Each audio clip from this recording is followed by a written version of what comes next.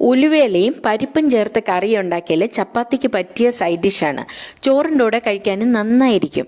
Pressure കുക്കറിൽ കഴുകി വൃത്തിയാക്കിയ 1/4 cup ചെറുപരിപ്പ്, പാകത്തിന് ഉപ്പ്, ഒരു നുള്ള് മഞ്ഞൾപ്പൊടി, 1 സ്പൂൺ വെളിച്ചെണ്ണ ചേർത്താൽ കുക്കറിൽ വിസിൽ വരുമ്പോൾ പരിപ്പ് വെള്ളം പുറത്തേക്ക് കളയില്ല, മാത്രമല്ല രുചി കൂടുകയും ചെയ്യും.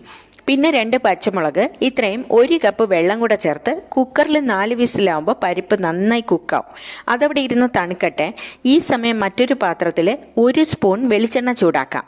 ഇനി നെയ്യ് ഇഷ്ടമാണെങ്കിൽ അത് ചേർക്കാം, രുചിയും ഗുണവും കൂടും. എന്നിട്ട് കടുക് ചേർത്ത് പൊട്ടിയ ശേഷം 1/4 സ്പൂൺ ജീരകം കൂടെ ചേർത്തിട്ട് ഉണക്കമുളകും കറിവേപ്പിലയും ചേർക്കാം. ഇനി 1 സവാളയും 5-6 വെളുത്തുള്ളിയും സ്ലൈസ് ചെയ്ത് ചേർക്കാം. എന്നിട്ട് വഴറ്റാം. ഉള്ളിയുടെ നിറം മാറണ്ട, ഒന്ന് വാടി തുടങ്ങുമ്പോൾ 1 നുള്ള് കായപ്പൊടി ചേർക്കാം. ഇനി ചേർക്കേണ്ടത് ഉലുവയിലയാണ്.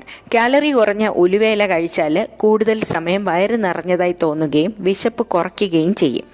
ഉലുവയിലകൾ ദഹനത്തെ സഹായിക്കുന്ന ആൻറ്റാസിഡായി പ്രവർത്തിക്കും. ആരോഗ്യത്തിനും സൗന്ദര്യത്തിനും എണ്ണമറ്റ ഗുണങ്ങൾ തരാൻ കഴിവുള്ള ഉലുവയില ഡയറ്റിൽ പതിവായി ഉൾപ്പെടുത്താം. ഈ ഇലകൾ കട്ട് ചെയ്ത് വഴറ്റിയ ഉള്ളിയിൽ ചേർക്കാം. എല്ലാം കൂടെ ചേർത്ത് വഴറ്റാം. ശരീരഭാരം നിയന്ത്രിക്കാൻ ഉത്തമമാണ് ഉലുവയില എന്നറിയാമോ? ഇങ്ങനെ വഴറ്റിയ ഇലകൾ പാകത്തിന് കുക്കാവുമ്പോൾ വേവിച്ച പരിപ്പ് ചേർത്ത് കറി ഇനി തിളക്കട്ടെ.